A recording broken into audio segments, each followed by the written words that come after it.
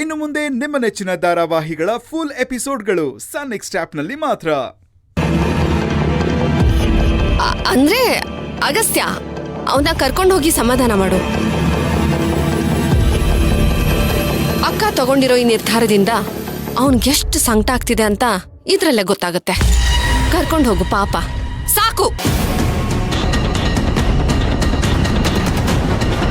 ಇನ್ನು ಈ ವಿಷಯವಾಗಿ ಯಾರು ಏನೋ ಮಾತಾಡೋ ಅವಶ್ಯಕತೆ ಇಲ್ಲ.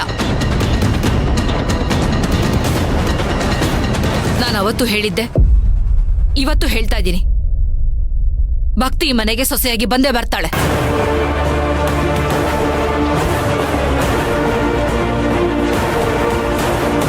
ಅವಳು ಈ ಮನೆ ಸೊಸೆಯಾಗಿ ಬರ್ಲೇಬೇಕು ಅನ್ನೋ ಹಠ ನಿನಗಾದ್ರೂ ಯಾಕೆ?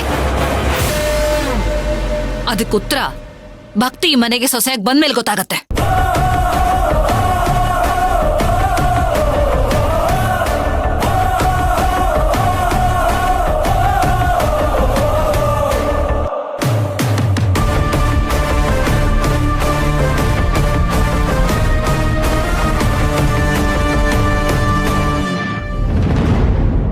ಆ ಚಿಂತೆಗೆ ನಿನ್ನ ಆಸೆ ಈಡೇರಿಸೋ ಶಕ್ತಿ ಇದೆಯಾ?